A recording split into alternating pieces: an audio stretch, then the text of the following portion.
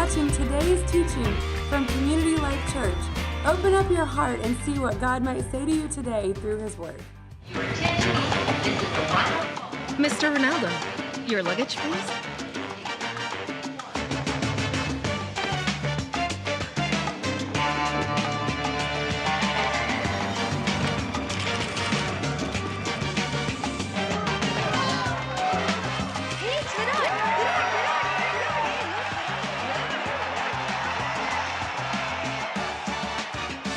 Hard to let go. American Tourister. That's good. Can you hear me now? There you go. Good morning, everybody. How are you doing? I know some of you guys come with a heavy heart. I know last night Virginia Tech lost. I mean, that was a big loss for a lot of us. But guys, there's some good news. Red Lobster announced that there is Shrimp Fest going on. So make sure that will be a highlight of your life this morning. All right. I need let me see. Can someone help me with the bags? Let me see. I have my extra bags here that we're talking about the baggage series. All right. So, there you go. Oh, okay. All right. I think this should be all. Okay. If anyone wants to go backpacking, this is the one.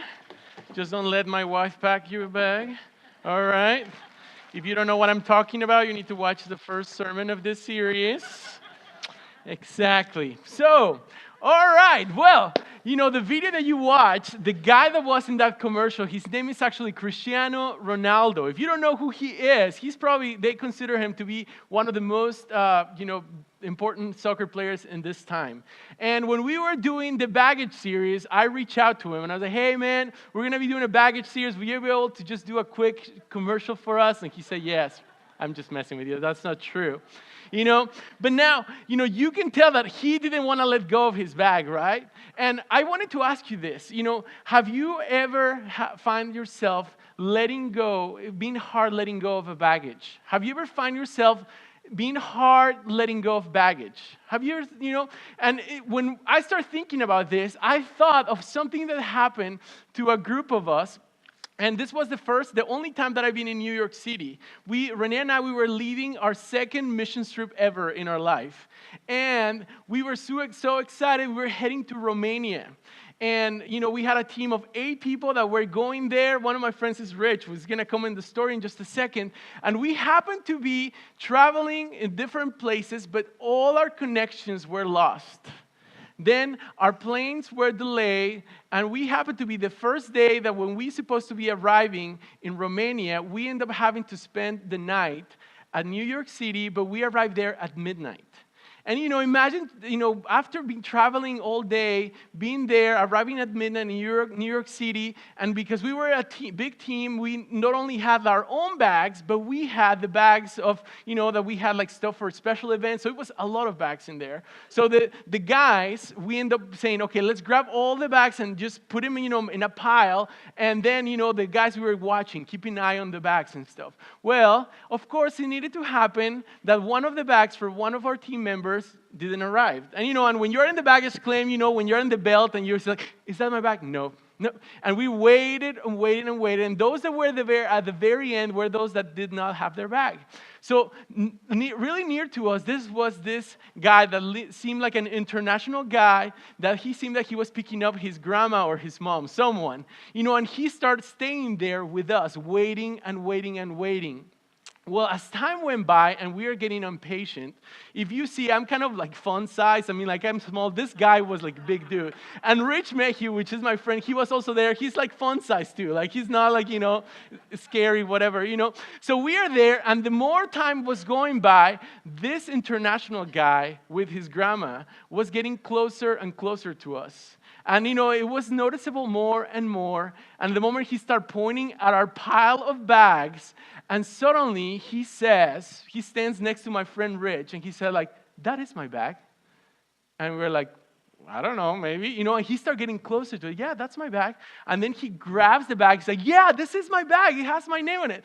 And my friend Rich he said, I am sorry. And the guy's like, it is my bag. You took my bag. He's like, I am sorry. You took my bag. I am sorry. And finally the guy just walked away and he left with his grandma and he was really, really upset. And literally, I felt that it was so hard for him to let go and just simply be forgiven. We were not trying to steal his bag. God bless that guy, whatever he's at now. It was hard to let go. And today, guys, we've been talking about baggage. We're going to be wrapping up the series of baggage today. And, we've talked about just like in a physical trip, the more bags that we carry, it becomes more difficult for us to go around town, around in a taxi or an elevator or in a train. It just becomes so much difficult. And there are certain bags in our life that God did not intend for us to carry. And many times we are carrying those bags all around, It's so much difficult to go to our destination when we are carrying bags that are not intended for our life. We talked about that there are certain things maybe from our past, like hurt or unforgiveness, that maybe some of us are just carrying and God has intended for us to let go. Or maybe things from your present, things like maybe, relationships or commitments that God really, what He wants is for us to let go of those things. Or maybe from our future, certain expectations or thoughts that you're like, my life should look this way, or I should be this or should be that. And really our heart behind this series has been this, is for us to leave the baggage behind. For us to leave the baggage behind. Can you say it with me? Yes, and the scripture that we've been talking about is actually in Hebrews 12, 1 and 2. And it says this: therefore, since we are surrounded by such huge crowd of witnesses to the life of faith, let us strip off everything that slows us down, especially the sin that so easily tripped us up. And let us run with endurance the race God has set before us. We do this by keeping our eyes on Jesus, the champion who initiates and perfects our faith. I've shared with you guys that this message in Hebrews was really intended to a church that was being discouraged. A church that along the way starts saying, this stuff is getting tough. My life, it's getting challenging. My job is in jeopardy. Some of my family, my kids are in risk for me following Jesus. And this was really an encouragement to a church saying, do not give up. Let go of the things that are really weighing you down, but continue focusing on Jesus. So that's really our heart. Last week we talked about that, we talked about church hurt, the baggage of church hurt. And the challenge for all of us was, don't give up on church. Don't give up on capital C Church. And last week I tried to convey to all of you guys this, and this was my heart. Was even as a church leader, as someone that represents in many ways the church as a whole, I wanted to say, I am sorry. I am truly sorry. If the church in some capacity, small or big, has hurt you, please forgive us. And really, that was our heart last week to saying, if there is certain baggage to you, even might be so small. I was even thinking about that, that when I was a kid, there was several teachers that I had when I was a kid, but there was this older lady, at that time probably she was my age, right? But she was one of the teachers at the church when I was growing up, and man, she was really hardcore. I remember one time we wanted to go to the bathroom, she yelled at us. You know what I mean? And it was just hard. But I was so tiny, but I still was like, you know what? I need to forgive her. I don't want to be carrying this, So maybe this morning it might be something small or something big. My challenge is that for us, we will let go. So last week we talked about church hurt, letting go of the church. Don't give up on church. And today, I think this leads us to our last week, which is talking about letting go of the baggage of unforgiveness. Can you say with me? Let go of the baggage of unforgiveness. And this baggage is actually really tough. Let me tell you, it's a big one. It's over here. And if you actually carry it here, actually it's heavy because we stored here all our drums. And so it's pretty heavy. But regardless of talking about the baggage of unforgiveness, it's a hard one because, we are the ones who mainly suffer when we don't forgive. And also, to be at times, we don't want to let go because we kind of want a little bit people to suffer. You know what I mean? I don't know. I think intentionally or unintentionally we want to do that. And it might be someone from your family. It might be something that this family member said to you. It might have been someone like, a coworker or someone from church that said something that, it was kind of hurtful to you. And you're like, yeah, this, I don't know if I want to forgive this person. And maybe it happened to you last week. It maybe happened to you 5 months ago, or maybe 10 or 30 years ago. And, whenever there is a situation where this something similar happens, suddenly your spider senses start getting like, ooh, unforgiveness, huh? Or maybe you are in a situation where, maybe this name of this person comes up, you're like, you start feeling it. And you know what I'm talking about, right? When you are like that, like someone that, and I would like actually to show you how this thing of unforgiveness works. Are you there with me? All right. So I went yesterday to Hobby Lobby for the first time ever. I know, it was quite an experience. And I ended up getting there, and I splurged, and I bought some extra props here. This was like $75. I'm just kidding, no. So now this is how this works. Unforgiveness works in this way. It works like, you are, let's say, for instance, Renee is going to be the person here, but we're over here. Where is Mr. Anyway? Let me see. Okay, so we're going to see Mr. Manny. Let's say that a little bit ago, maybe about a year ago, Manny had a birthday party. So Manny, he had this birthday party, but he did not invite Renee, but Renee saw it on Facebook that he had a party. So now suddenly, Renee has been upset at Manny. She has not let go of the baggage of unforgiveness because, she did not get invited to his birthday. So then, there you go. Manny doesn't even know anything about it. I should have just tied it up with his hand. So he's just doing that. But then, if we start thinking about it, then Renee started mentioning that something else happened. He started actually hanging out and... the other day during worship, it was about a month ago, my friend Jim, like he's over here, Jim Bishop, he was actually during worship, and he was listening to Renee sing. And then he got a little bit like, bold, and he said like, you know what, Renee, I think that you sing a little too loud. And if you know Renee, this actually happens. So at that moment, since that happened, Renee started getting really upset at Jim. And she hasn't said anything. She's holding that on. And Jim is laughing. He's preparing his lessons and school and all that stuff. But, and then we have one more thing over here, which I hope this works. And we have here my friend Brian that is back here. And Brian, he's actually married to a redhead too. So let me make it easier.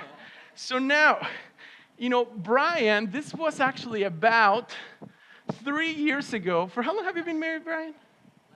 Oh, man, I'll pray for you. 11 years married to a redhead. All right. So one time, actually, Brian told Renee that she thought her hair was too red. And that really got Renee upset. So now, do you see how this works? Do you see, like, Renee is holding on to these things of unforgiveness, where actually she has the power to let go. So at the count of 3, can you let go? 1, 2, 3, go. All right, if you get injured, please don't sue the church, all right? All right. All right. So now, the point of this is that when we are holding on to this unforgiveness, we are not doing what God has called us to do. We are holding on to these things. And really are busy holding on to this thing of forgiveness when God has called us to let go. They asked him this question. They asked him a question about forgiveness. Do you want to know what he answered? Let me tell you. Well, I'm going to tell you. You're here already. All right. So it says, Matthew 18:21 and 22, it says this. Then Peter came to Jesus and asked, Lord, how many times shall I forgive my brother or sister who sins against me? Up to 7 times? Jesus answered, I tell you, not 7 times, but 70 times 7. We do not know exactly why Peter was asking this question. If he was trying to show off, or he was really humbly asking this question, or really he wanted to impress Jesus. But what we know is this things, is that, it was believed in Jewish tradition that people were allowed to forgive about up to 3 times. So after you had forgiven someone 3 times, you were off the hook. So here, we don't know if Peter was asking this question to say up to 7 times, meaning like, I'm doing it twice, even above and beyond what is actually required from me, or he was really saying, Jesus, really tell me, I want to know for sure. But what we know here was that Jesus, with his answer, was saying this is just above and beyond. It's like 490 times. I was telling Renee, it's like above 490 times, right? Sort of. It's like, no, it is 490 times. Yeah, I'm not a math major. But here, what I love about this is something that for us to see that Jesus wanted to make sure that we let go. Because he knew that it was going to bond us down, that we were going to be holding to this baggage, and it was going to hurt us more than hurting other people. But I also love this part, is that, do you see that it's something where Jesus needs to be part of this? If we are trying to do it on our own, it's going to be tough. But with Jesus' help, we can forgive. We can forgive 70 times 7. And in other words, he was saying, let go of the baggage of unforgiveness. I would love to, this next story, I would love for you to read at home. Write it down so you read it this week in your Bible. It's in Genesis 27. The first story that we talked about this in this series was a story about 2 twin brothers. One of them, it was called Esau. He was the older brother, and the younger brother was called Jacob. And we talked about in the first week about, the baggage of comparison. That many times we are comparing each other with other people. We are comparing, saying, oh, this person is better than me. So then you are like, well, at least I'm better than this person. Or you are in insecurity of saying, man, I wish I had what this person had. I wish I was as successful or better looking like Rod, I don't know what it might be. But you are in this thing of comparison. And that's what we talked about, the story of Esau and Jacob. That this situation of comparison becomes so radioactive that actually they end up trying to kill each other. Imagine that. These 2 brothers, and part of it was their parents had a fault in this. And that was like a teaching lesson for all of us that are parents. That many times we compare our kids. The younger one, Jacob, wanted to have the benefits of the older kid. And the older kid wanted to be loved and treated like the younger one, And this led to become so difficult. That they tried, the younger one, he really tried to steal the blessing of the older brother. Imagine that. There was a blessing for the older brother that he's supposed to get, and the younger one tried to deceive the father. And this became so radioactive that the older brother said, I am going to kill my brother, my younger brother. So the younger brother ended up running away, and for many years they did not see each other. But it came to a time where the older brother had a chance to let go of the baggage of unforgiveness. And that's what I want to make sure that we study today.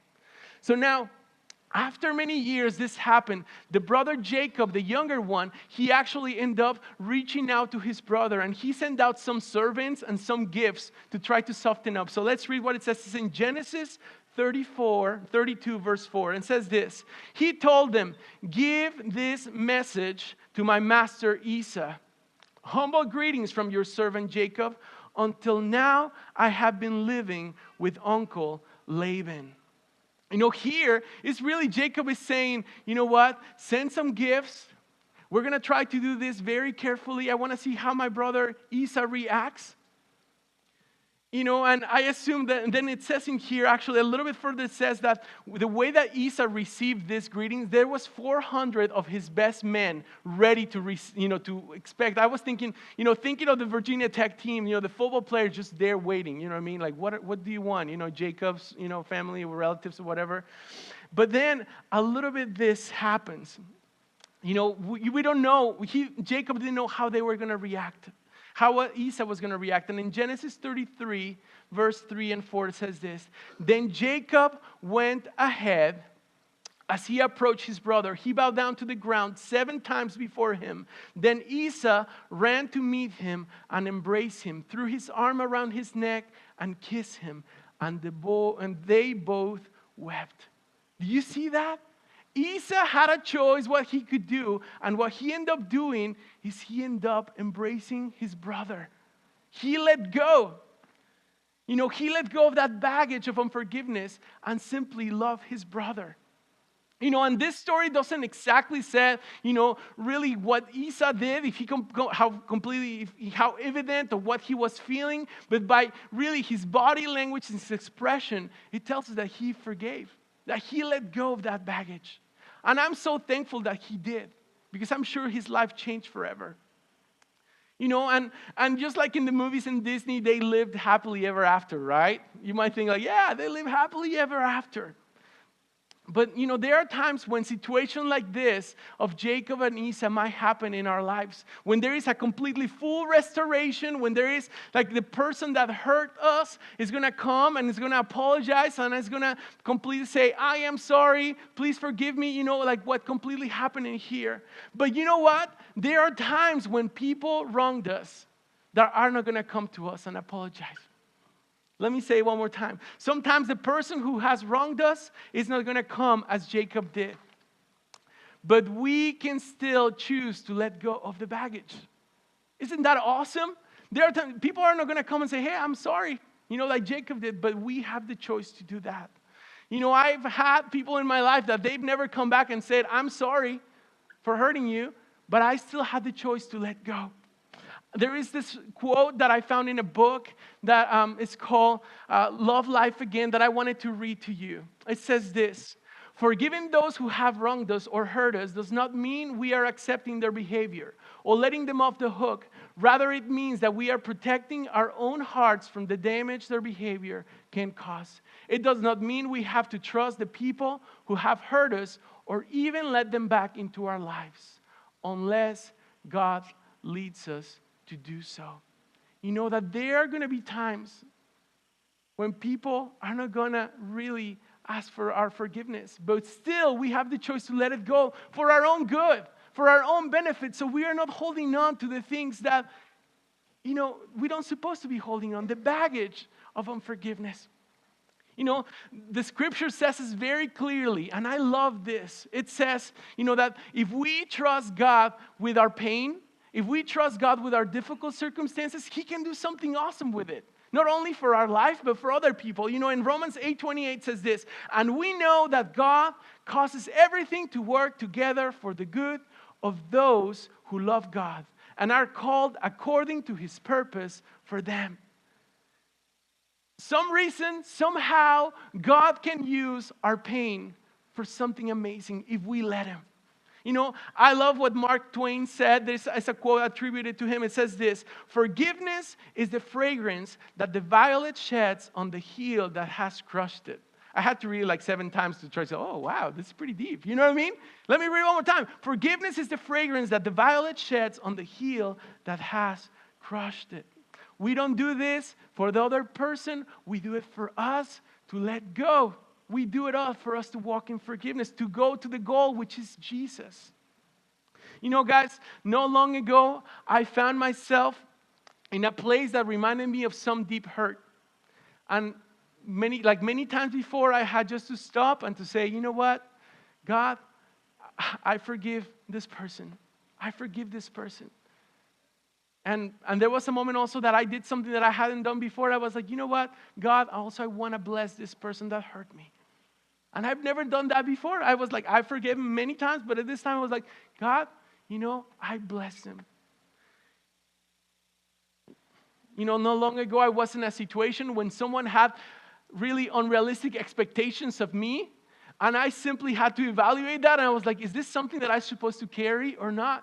And finally I decided, no, this is really unrealistic expectations for my life, so I had to say, I forgive this person for really putting this on me that I cannot carry on my own. I have a friend that really her dad hasn't been there for her. And really, and God put in her heart to reach out to her dad. And I know that, God did something awesome, but she chose to let go of that baggage of unforgiveness. And hear me, guys, I'm talking about small things, but I might be talking about huge things that you might be or we are carrying this morning. Guys, we need to let go of the baggage of unforgiveness. we need to let go of the baggage of unforgiveness. Now it is your turn and it's my turn.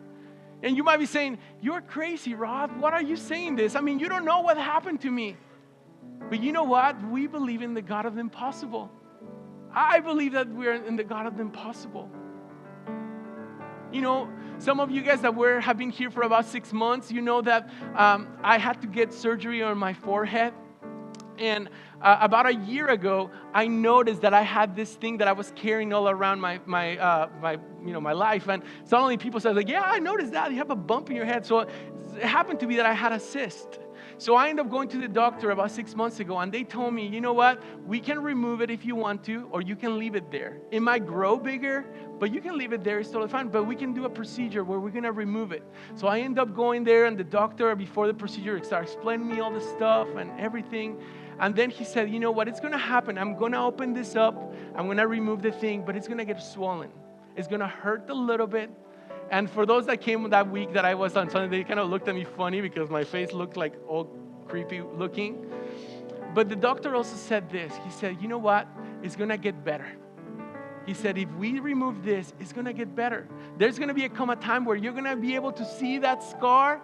It might be a little bit painful, but it's not going to be what it used to be. And if you look at it, you actually need to get closer to me and to see that little scar in there. I mean, at times it feels a little tender, but it's back to normal. So that is my heart for us today. That for us to let go of those things that you are carrying and allowing God to bring healing. Allow God to do what only He can do as the doctor of doctors. So now my question here will be is, when in your life currently, or maybe in your past, you are purposely not forgiving. You are not letting go. And this is what I would like for us to do. There is a prayer that I wrote that I want to read it to you, and then I would like for all of us to read it together. Is that okay? So let me read it. It says this: Jesus, if I have harbored unforgiveness towards someone, please open my eyes to see how bitterness and resentment are affecting my joy. Give me the strength to forgive those who have wronged me. I will no longer pick up and carry the baggage of unforgiveness.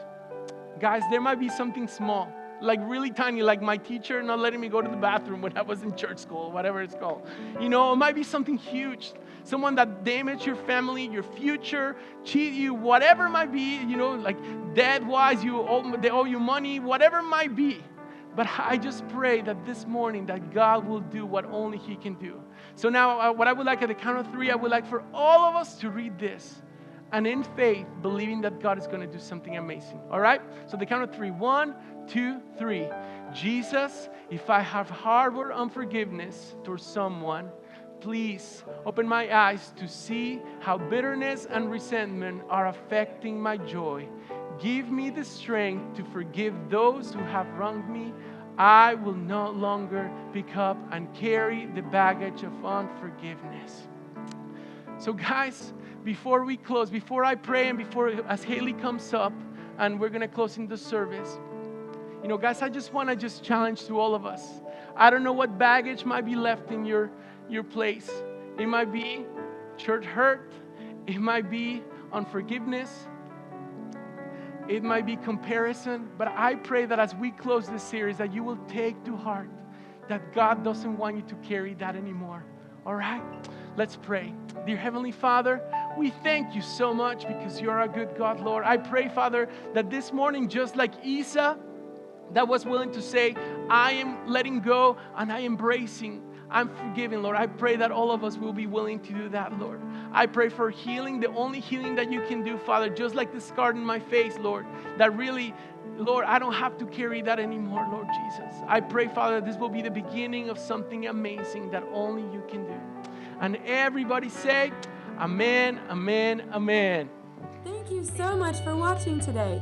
For more information about our church, please visit our website at www.clife.church.